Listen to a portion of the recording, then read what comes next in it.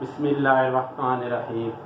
Rabbi ज़िदनी इल्मा। अस्सलामु अलैकुम वरहमतुल्लाहि वबरकातुहू। सबसे पहले मैं अल्लाह ताला का शुक्र अदा करता हूँ और अल्लाह ताला से दुआ करता हूँ कि आप सब खैर खैरियत से हों। आज की जो लेक्चर वीडियो है वो है गैस क्रोमेटोग्राफिक डिटेक्टर से रिलेटेड, कि जो आपसे मुख्तलिफ lecturer test, assistant professor test जो है वो मुख्तलिफ कमीशंस में और जो है वो आपसे मुख्तलिफ इस गैस क्रोमेटोग्राफी डिटेक्टर से रिलेटेड जो है वो आपके पास रीजन्स भी पूछे जाते हैं और MCQs भी आपके पास आते हैं। तो आज हम डिटेक्टर्स को डिस्कस करेंगे, किन पॉइंट्स को जो है वो हमें पता होने चाहिए ताकि हम ईजिली जो है वो क्वेश्चंस को अटेम्प्ट कर सकें। तो गैस क्रोमेटोग्राफिक डिटेक्टर्स आज का टॉपिक है। आप इसे GC डिटेक्टर्स भी कहेंगे।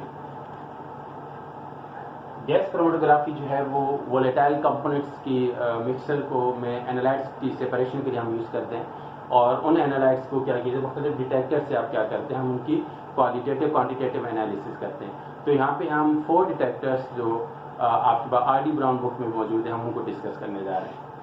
तो फर्स्ट डिटेक्टर जो है वो है हमारे पास थर्मल कंडक्टिविटी डिटेक्टर।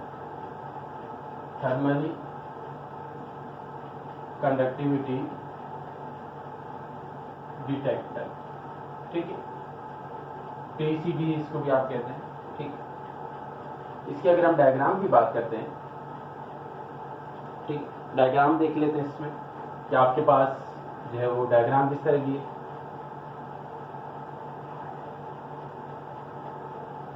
ये आपके पास डायग्राम है थर्मल कंडक्टिविटी डिटेक्टर की।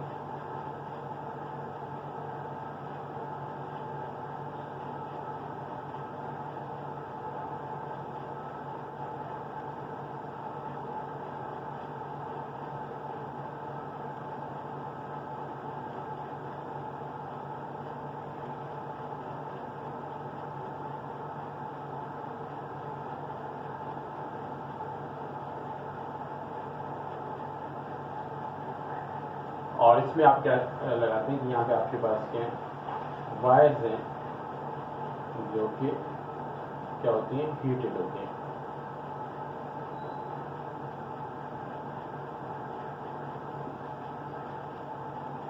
और ये आगे वायर जो वो मेटल ब्लॉक से क्या होती है, कनेक्टेड होती है।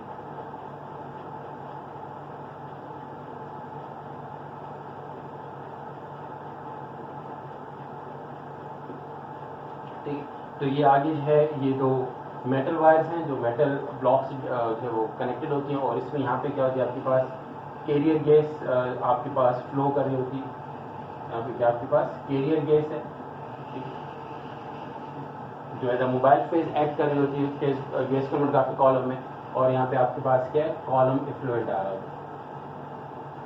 कॉलम इफ्लुएंट, ठीक है। इल्यूएट भी कहते हैं इसको, ठीक है। तो ये बेसिक डायग्राम है और ये वायर्स जो होती हैं ये डिफरेंट ये दो वायर्स होती हैं जो सेपरेटली, और इससे आपके पास क्या होता है कैरियर गैस जो है वो आउट हो जाती है और यहाँ से क्या होता है कॉलम इफ्लुएंट जो है वो क्या होता है बाहर, यहाँ से ये पास हो रहा है, इन हो रहा है और यहाँ से क्या हो रहा है ये आउट हो रहा है, ठीक है। तो ये है बेसिक डायग्राम। अगर हम थर्मल कंडक्टिविटी डिटेक्टर की बात करते हैं तो ये फिलामेंट्स क्या होते हैं, आपके पास हीटेड होते हैं और इसमें जो इफ्लुएंट्स आते हैं उनकी जो है वो डिफरेंट जो है आप कहेंगे कि कॉलम इफ्लुएंट में जो एनालाइट्स होते हैं और इसके अलावा आपके पास कैरियर गैस हम इस तरह चूज करते हैं कि जिनकी क्या थर्मल कंडक्टिविटी क्या होती है, प्रॉपर्टी हो। तो डिफरेंट थर्मल कंडक्टिविटी की प्रॉपर्टी की वजह से क्या होता है हम ये थर्मल कंडक्टिविटी डिटेक्टर के थ्रू हम क्वालिटेटिव क्वांटिटेटिव एनालिसिस करते हैं, ठीक है। तो इसमें पॉइंट नंबर 1 अगर हम बात करते हैं, thermal conductivity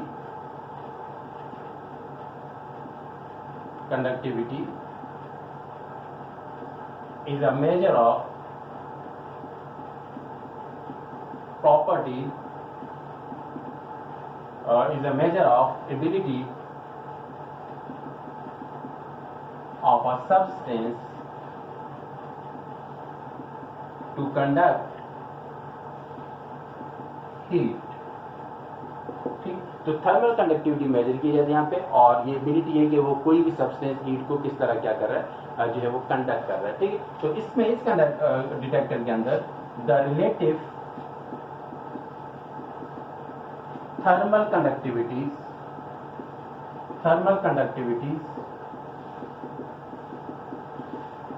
are measured in terms of change in temperature,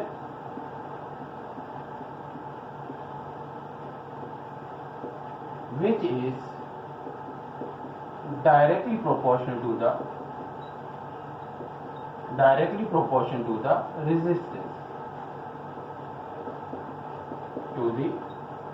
resistance of the wires.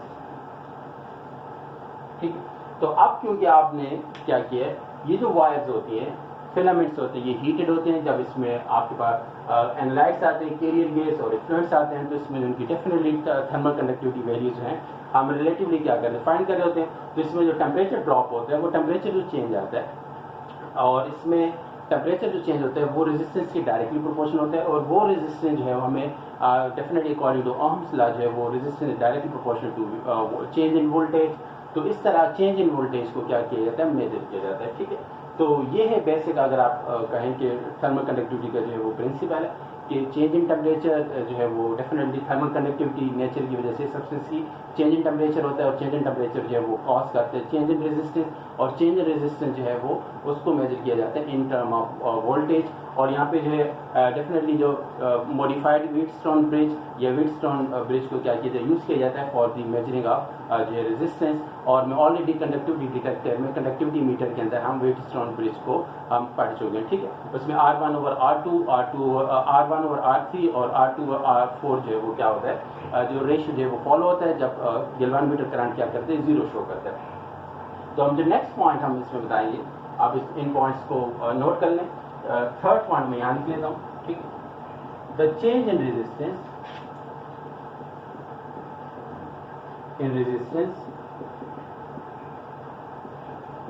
is directly proportional to the applied voltage। जो वोल्टेज में आपके अप्लाई किया जा रहा होता है डेफिनेटली फिलामेंट्स को हीट करने के लिए, उसमें जो चेंज आ रहा होता है वो उसको रिकॉर्ड किया जाता है, जिसकी वजह से हम क्या करते हैं, गैस क्रोमेटोग्राफी में, यानी गैस क्रोमेटोग्राफी की वजह से जो एनालाइज स्पीशीज क्या होते हैं, सेपरेट हो चुके होते हैं, उनको आप क्या करते हैं, क्वालिटेटिव एंड क्वांटिटेटिवली हम क्या करते हैं, एनालाइज कर लेते हैं। ठीक है, अब हम मजीद इसमें देखते हैं कि यहाँ पे कैरियर गैस जो है कौन सी सिलेक्ट की जाती है, उसकी क्या प्रॉपर्टी होनी चाहिए। ठीक है, तो इसके बाद अगर आप देखें कि यहाँ पे जो वो है पाथ्स हैं, वो कॉलम इफ्लुएंट के लिए और कैरियर गैसेस के लिए अलग अलग हैं। ठीक है, वो एक ही पाथ भी हो सकते हैं, डिफरेंट जो है अरेंजमेंट्स है वो डिटेक्टर्स की आपको बुक्स में जो है वो आप मिलती हैं। ठीक है, तो यहाँ पे जो कैरियर गैस है हम इस तरह सेलेक्ट करते हैं जिसका मॉलिक्यूलर वेट क्या हो, लो हो, क्योंकि मॉलिक्यूलर वेट लो होने की वजह से उसकी जो एवरेज वेलोसिटी होती है वो ज़्यादा होती है। तो एवरेज वेलोसिटी जितनी ज़्यादा होगी, थर्मल कंडक्टिविटी डेफिनेटली उसकी क्या होती है, वो ज़्यादा होती है। ठीक, नेक्स्ट पॉइंट है point number 4,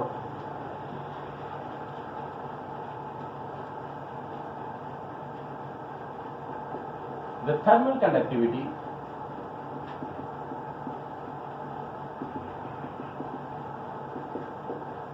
is directly dependent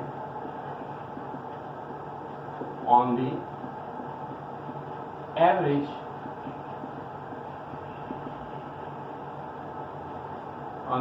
molecular velocity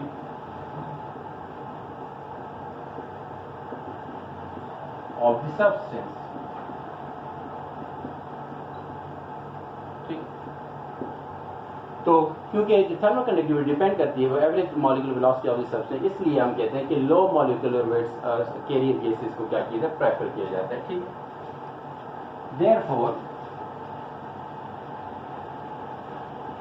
therefore a low molecular weight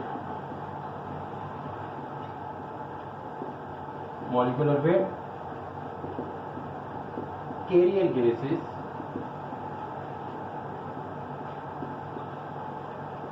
is selected like helium gas।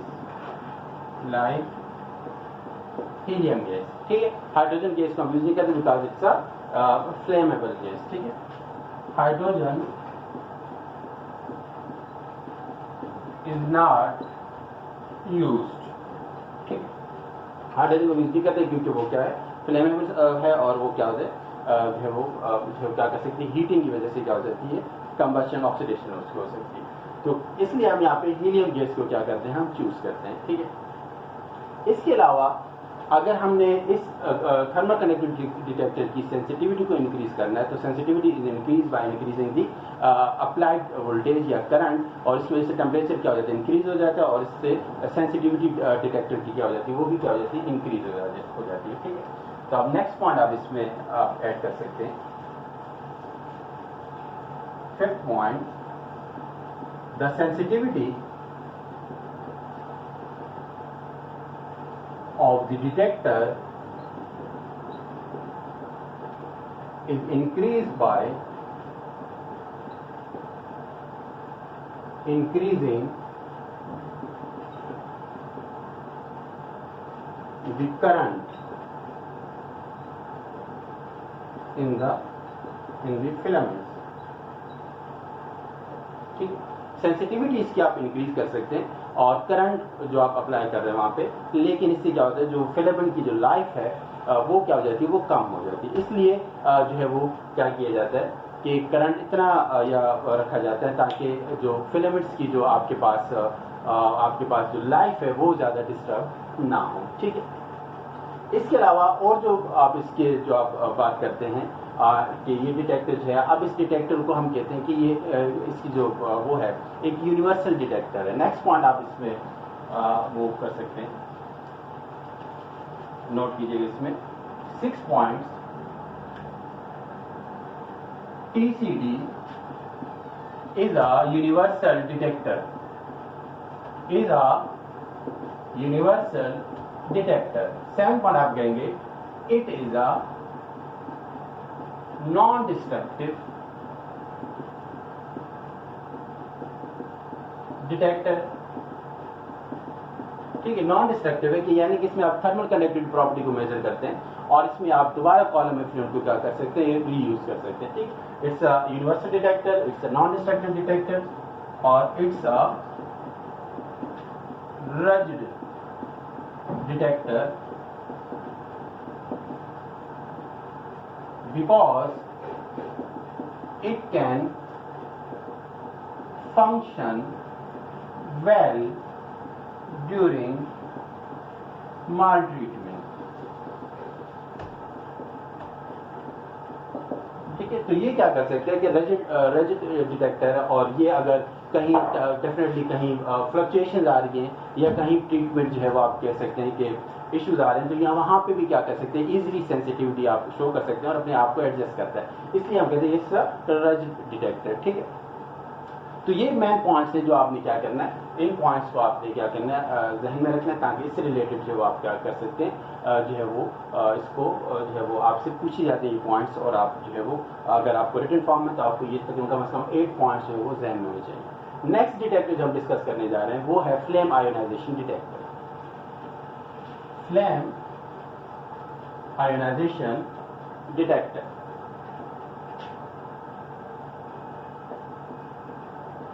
Flame ionisation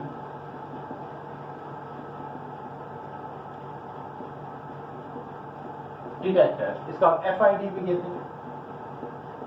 ठीक, अगर हम इसकी डायग्राम की बात करते हैं फ्लेम आयोनाइजेशन डिटेक्टर की, फ्लेम आयोनाइजेशन डिटेक्टर में हम क्या यूज करते हैं, हमारे पास हाइड्रोजन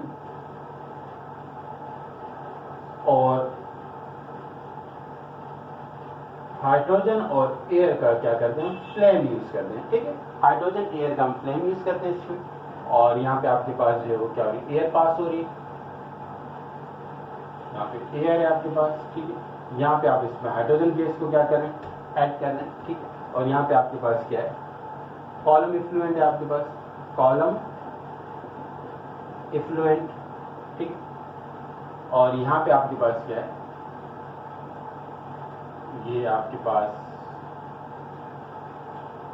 ये ऊपर अगर आप देखें इसको, यहाँ पे क्या है, चिमनीज है आपके पास। ठीक,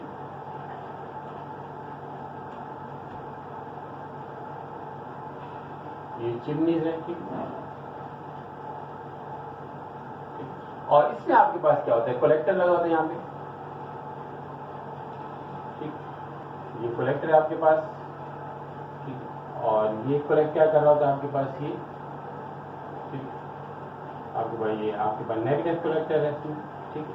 और ये जो है आपके पास फ्लेम यानी जो मेटल जो है आपके पास, जो आपके पास बर्नर है यहाँ पे, वो एज अ पॉजिटिव कलेक्टर के तौर पर यूज किया जाए ताकि इलेक्ट्रिक करंट जो है वो क्या किया जाए, फ्लो किया जा सके। और यहाँ पे आपके पास क्या होता है, आप कहते हैं कि यहाँ पे इसको इग्नाइटर मौजूद होता है, ठीक है। इग्निशन यहाँ से होती है आपके पास, ठीक। तो यहाँ पे इग्निशन होती है और यहाँ पे क्या हो रहा है, ये फ्लो कर रहा है ऊपर, और ये आपके पास क्या हो रहा है, फ्लेम जो है वो क्या हो रहा है यहाँ पे प्रोड्यूस हो रहा है, ठीक है। तो कॉलम एफ्लुएंट है और यहाँ पे जो आपके पास, या इन पॉइंट्स को आप नोट कर लिया होगा, फ्लेम आयोनाइजेशन डिटेक्टर जो है, अगर हम इन पॉइंट्स की बात करते हैं तो यहाँ पे हम क्या करते हैं कि यहाँ पे hydrogen and air flame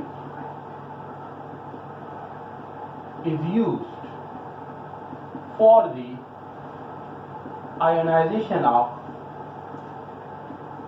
only carbon containing organic molecule. It does not respond to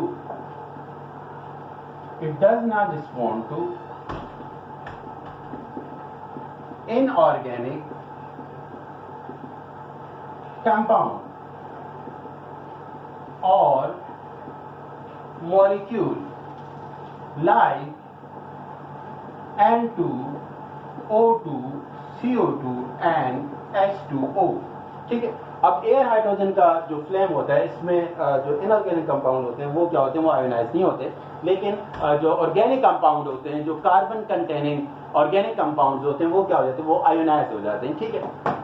तो जब कार्बन कंटेनिंग कंपाउंड्स है वो अरेंज हो जाते हैं, आयोनाइज होते हैं, तो यहाँ पर डेफिनेटली कार्बन जो है पॉजिटिव आयंस की फॉर्मेशन होती है, पॉजिटिव आयंस जो वो नेगेटिव कलेक्टर्स की तरफ मूव करते हैं और इलेक्ट्रॉन यहाँ पे जो है यहाँ कलेक्ट होते हैं, तो ओवरऑल क्या होता है, करंट फ्लो करना शुरू कर देता है, ठीक है। तो वही करंट जो है वो एक्चुअली हम कहते हैं कि वो इसमें जो नंबर ऑफ आयंस फॉर्म होते हैं वो नंबर ऑफ पॉजिटिव कार्बन की इक्वल होते हैं। नंबर ऑफ पॉजिटिव कार्बन जो होते हैं वो इक्वल टू होते हैं करंट, यानी कि चेंज इन करंट जो है, और वो चेंज इन करंट एक्चुअली हमें इंफॉर्मेशन देते हैं कि कितने number of carbon atoms present in an organic molecule. तो इससे हमें किसी भी ऑर्गेनिक मॉलिक्यूल में नंबर ऑफ कार्बन एटम्स के बारे में इंफॉर्मेशन पता चल जाती है, ठीक है। तो हम नेक्स्ट पॉइंट हम लिखेंगे इसमें। अच्छा, इसमें कैरियर गैस जो है वो आपके पास क्या होते हैं, इसमें आप कैरियर गैस हीलियम को भी यूज कर सकते हैं, ठीक है। Helium, nitrogen can be used as a carrier gas, mostly use होते हैं, ठीक है। हीलियम और नाइट्रोजन का as a carrier gas mostly क्या किए जाते हैं, जो है वो can be use as a carrier gas, ठीक है। तो इसमें आप कहते हैं the number of ions produced are proportional to the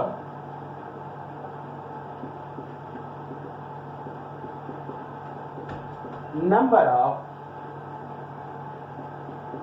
the positive carbon ions, ठीक।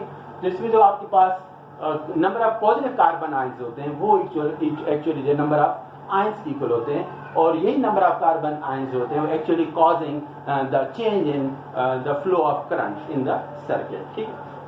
तो अब नेक्स्ट पॉइंट है आपके पास फोर्थ पॉइंट है, ये इसी पॉइंट को हम इंक्रीज वो करते हैं, आगे बढ़ा देते हैं। The flow of current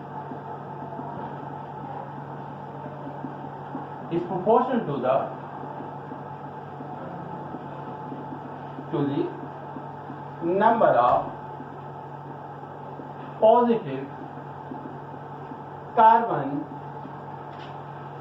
present in an organic molecule.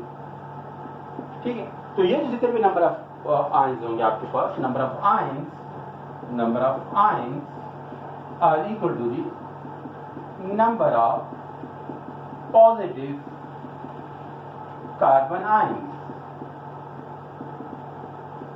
ठीक, present in an organic molecule. तो यही आपको एक्चुअली क्या करते हैं, फ्लो ऑफ करंट जो है वो चेंज होगा, और जिसकी वजह से हमें क्या होगी, क्वालिटेटिव और क्वांटिटेटिव एनालिसिस हम इसको क्या करते हैं, परफॉर्म करते हैं। ठीक है, इसके अलावा आप इसमें फ्लेम आयोनाइजेशन डिटेक्टर पर जो है वो क्या होते हैं कि आप अगर मॉलिक्यूल इसमें आपके पास हाइड्रोजन, नाइट्रोजन, सल्फर, ऑक्सीजन और हाइड्रोजन ग्रुप्स अगर मॉलिक्यूल में अटैच हैं, तो वो क्या करते हैं, इस जो है वो इसकी सेंसिटिविटी को क्या करते हैं, चेंज करते हैं। आप इसके अलावा नेक्स्ट पॉइंट ये भी fourth point, the sensitivity of FID is 1000 times greater than the TCD जो है वो आपके पास 1000 टाइम्स जो है वो आपके पास क्या होता है, ग्रेटर होता है इसमें आपके पास सेंसिटिविटी FID की। ठीक है, इसके अलावा आप ये कहेंगे fifth point, the FID sensitivity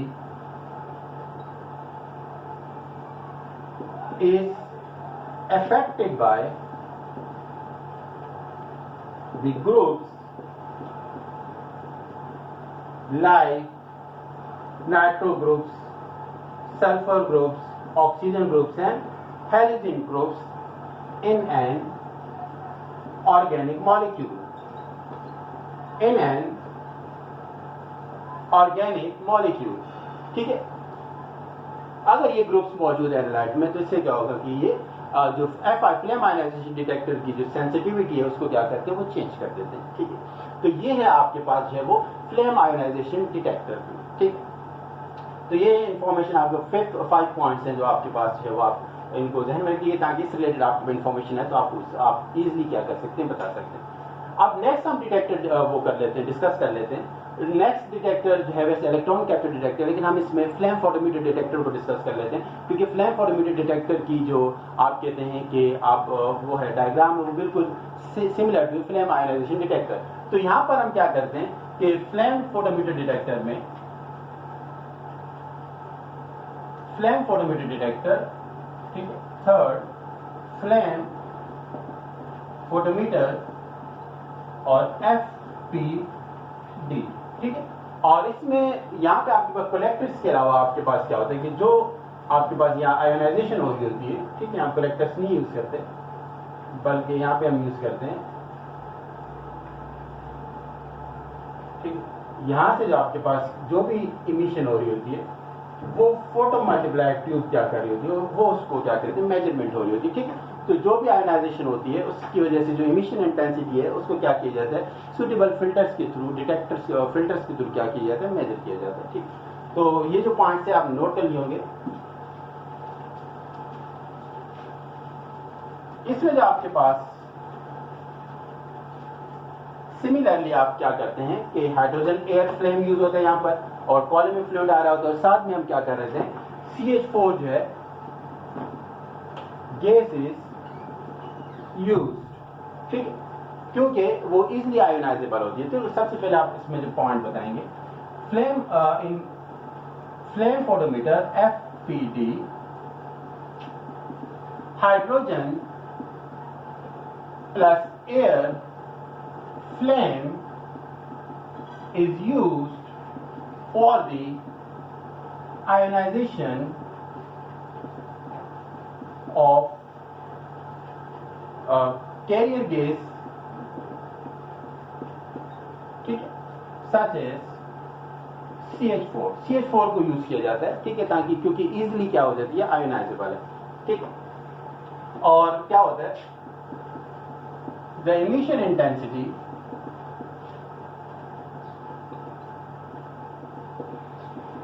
is measured। ठीक, इसके अलावा इसमें फ्लेम जो आपके फ्लेम वो है फोटोमीटर डिटेक्टर में photo multiplier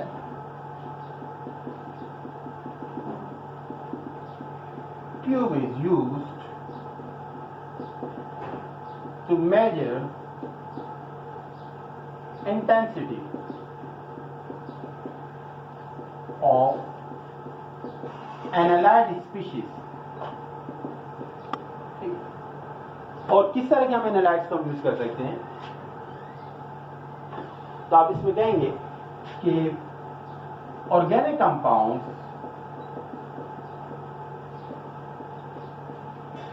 containing sulfur and phosphorus are analyzed.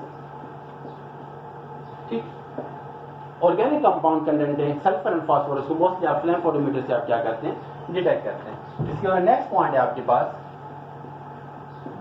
Environmental samples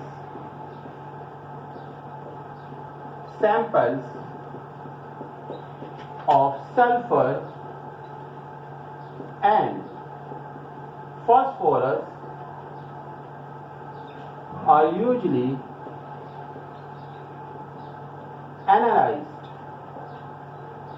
ठीक, environmental samples जिसमें सल्फर और फास्फोरस होते हैं इनको मोस्टली आप क्या करते हैं, एनालाइज करते हैं. ठीक है, और ये आप डिटेक्टर्स जो है वो एक सिलेक्टिव डिटेक्टर्स है. इसमें अगर आप नेक्स्ट पॉइंट की बात करते हैं,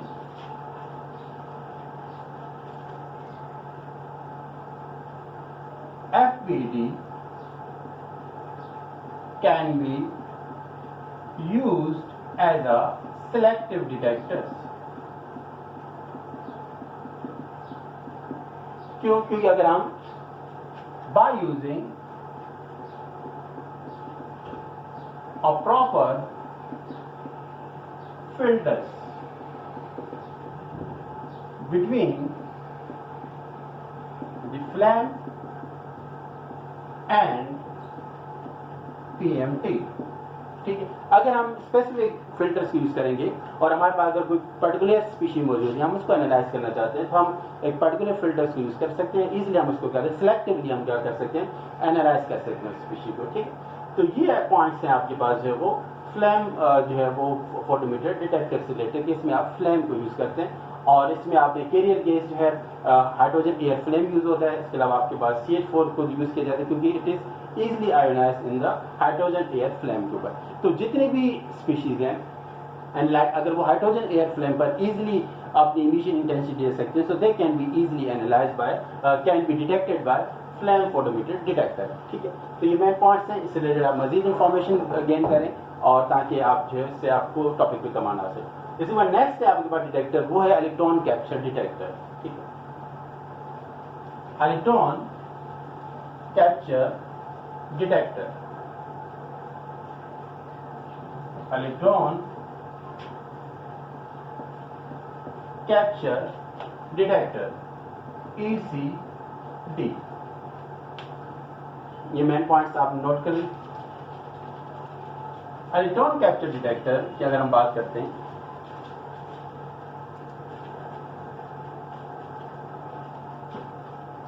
इलेक्ट्रॉन कैप्चर डिटेक्टर की अगर हम डायग्राम की बात करते हैं, तो ये आपके पास फ्लो पाथ है. इसमें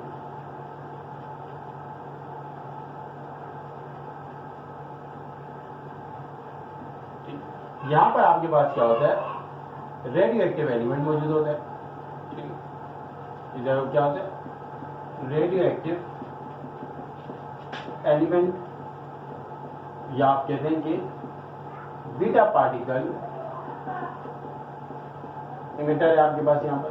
ठीक, मोस्टली आप यहाँ पे जो है वो निकल को यूज कर सकते हैं. निकल यूज होता है 63. ट्राइटियम है आपके पास, वो भी यूज किया जा सकता है. और इसके अलावा आपके पास जो है वो Fe55 को क्या कर सकते हैं, आप यूज कर सकते हैं. ठीक, बल्कि इसको आप यहाँ पे लिखें ट्राइटियम, और आपके पास Fe55. यहाँ पे हमारे पास क्या है कि यहाँ पे हमारे कलेक्टर्स मौजूद होते हैं. ठीक,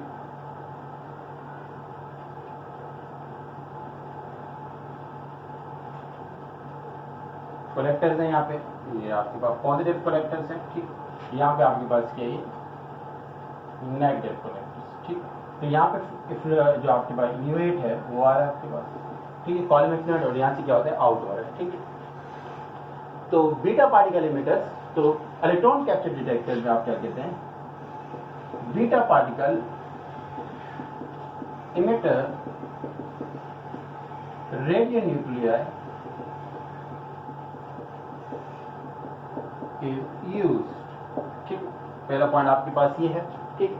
इसके बाद आप कहते हैं, ठीक, इसमें होता क्या है कि जब ऑर्गेनिक मॉलिक्यूल्स होते हैं, कैरियर गैस जो है वो कैरियर गैस लाइक आपके पास जो है वो यूज होते हैं।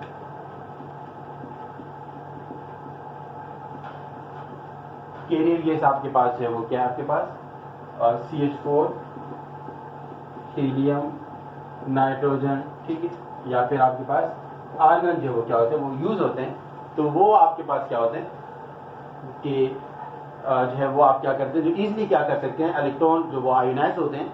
और इसके अलावा इसमें जो है वो एक मिस्टेक से आप देख लीजिएगा कि जो आपका फ्लेम फोटोमीटर है वहाँ पे CH4 को यूज़ नहीं किया जाता, बल्कि CH4 को यूज़ किया जाता है इलेक्ट्रॉन कैप्चर डिटेक्टर में, ठीक है। एक इस फ्लेम फोटोमीटर में CH4 को यूज़ नहीं किया जाता, बल्कि हाइड्रोजन एयर फ्लेम यूज़ होते हैं, बल्कि CH4 को यूज़ किया जाता है कहाँ पर, इलेक्ट्रॉन कैप्चर डिटेक्टर में, क्योंकि ये इजिली क्या होती है, आयोनाइजेबल होती है, ठीक है। CH4 is use because it is easily ionizable, ठीक। जब यहाँ पे क्या होता है कि CH4 जो है जब यहाँ पे पास होती है तो उसमें बीटा मीटर की वजह से आयोनाइजेशन होती है। आयोनाइजेशन की वजह से क्या होता है कि क्या होता है, करंट फ्लो होना शुरू हो जाता है, ठीक। लेकिन जो ही ऐसे ग्रुप्स आ जाते हैं कि जो इलेक्ट्रॉन को क्या करते हैं, कैप्चर करते हैं, इलेक्ट्रोनेगेटिव ग्रुप, तो उससे फ्लो ऑफ करंट क्या हो जाता है, वो डिक्रीज हो जाता है। और इस तरह क्या किया जाता है, वो चेंज इन करंट जो आता है उसके थ्रू हम फाइंड कर लेते हैं कि इसमें जो है वो एनालाइट की स्पीशीज, जो एनालाइट की कंसंट्रेशन क्या है वो कितनी मौजूद है इसमें, ठीक है। CH4 is ionized to flow current in the circuit, ठीक है। इस पॉइंट को आप याद रखें, ठीक। और CH4 आयनाइज कैसे होते हैं, जो बीटा पार्टिकल्स की वजह से, ठीक है। जो नेक्स्ट पॉइंट है आपके पास 4 इलेक्ट्रॉन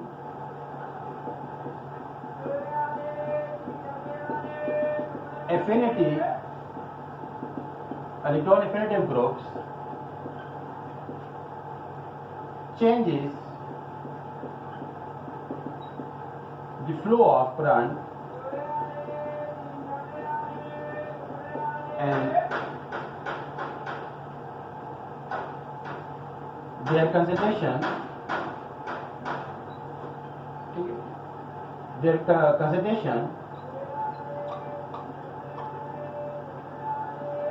is analyzed, ठीक है। अब इलेक्ट्रॉन एफिनिटिव ग्रुप्स जो है वो डेफिनेटली इलेक्ट्रो नेगेटिव ग्रुप्स हैं। इलेक्ट्रोनेगेटिव ग्रुप्स कौन कौन से हैं, अगर आप इन पॉइंट्स को आपने लिख लिए तो आप नेक्स्ट पॉइंट को हम डिस्कस कर लेते हैं। Electron affinitive groups like fifth point है compounds of NO2 group, phosphorus groups, oxygen group and halogen groups. Compounds of nitro, phosphorus, and oxygen nitro groups, they are analyzed by using electron capture detector. मैं दोबारा इस बात को repeat कर देता हूँ कि जो फ्लेम फोटोमीटर डिटेक्टर में हम CH4 को यूज नहीं करते, बल्कि CH4 को मीथेन का हम यूज करते हैं इजिली आयोनाइज करने के लिए इसमें इलेक्ट्रॉन कैप्चर डिटेक्टर के अंदर, ठीक है। और फ्लेम फोटोमीटर में हम सिंपल हाइड्रोजन एयर फ्लेम को यूज करते हैं, ठीक है। अगर हम CH4 वहाँ यूज करेंगे तो वो क्या करते हैं, फ्लेम टेम्परेचर को क्या कर देगा, चेंज कर देगा, डिस्टर्ब कर देगा, ठीक है। तो ये compound of nitro, phosphorus, oxygen and halogen groups are determined या analysed by using electron capture detector. इसके बाद जो नेक्स्ट पॉइंट है आपके पास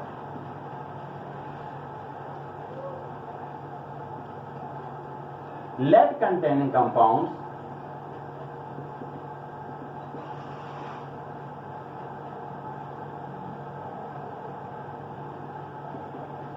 is also analyzed by electron capture detector. Lead containing compounds को आप क्या कर सकते हैं, इनको भी आप एनालाइज कर सकते हैं जो है वो किसके थ्रू, इलेक्ट्रॉन कैप्चर डिटेक्टर के थ्रू। ठीक है, इसके अलावा हम कुछ और कंपाउंड्स को भी डिस्कस कर लेते हैं जिनको आप इलेक्ट्रॉन कैप्चर डिटेक्टर के थ्रू क्या कर सकते हैं, इजीली जो है वो एनालाइज कर सकते हैं। मिसाल के तौर पर 7th है पेस्टिसाइड्स। ठीक, इसके अलावा आपके पास पॉली क्लोरिनेटेड बाइफिनाइल्स। ठीक, इसको आप क्या कहते हैं, PCB. Can also be analyse. ठीक, तो ये पेस्टिसाइड्स हैं और इनको आप क्या कर सकते हैं कि पॉलीक्लोरिनेटेड बाइफिनाइल्स इन कैन आल्सो बी एनालाइज। इसमें आप सैचुरेटेड हाइड्रोकार्बन्स को आप एनालाइज नहीं कर सकते। सैचुरेटेड हाइड्रोकार्बन्स 8 पॉइंट है। सैचुरेटेड हाइड्रोकार्बन्स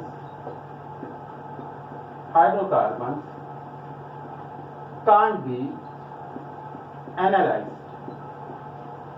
ठीक, तो सैचुरेटेड हाइड्रोकार्बन्स को आप क्या करते हैं, एनालाइज नहीं कर सकते। ठीक, इसके अलावा आपके पास जो है ये आप इसको मजीद एप्लीकेशन जो है वो डेफिनेटली रिसेंटली इसमें आप यूज़ हो रही होंगी और जो है वो आप क्या कर सकते हैं, इससे रिलेटेड इन्फॉर्मेशन है ताकि आप मजीद जो है डेफिनेटली यहाँ पे रेडियो न्यूक्लियोटाइड यूज़ होता है, तो इसमें कहा जाता है कि आपको यूज़ करने से पहले क्या करनी होगी, परमिशन लेनी होगी कि आप इसको यूज़ कर सकते हैं नहीं करते। मुख्तलिफ डिटेक्टर्स को रेडियो एक्टिव न्यूक्लियोटाइड्स को for the detection of analytes present in gas chromatographic mixer.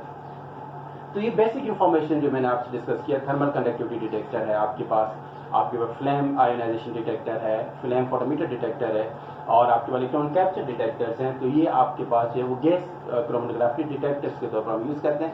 Thermal conductivity detector है, इसके अलावा आपके पास हम कहते हैं जो इलेक्ट्रॉन कैप्चर डिटेक्टर है इसकी sensitivity is much higher than the flame ionisation detector and thermal conductivity detector. ठीक, आप इसमें नेक्स्ट पॉइंट ऐड कर सकते हैं। 9, the sensitivity of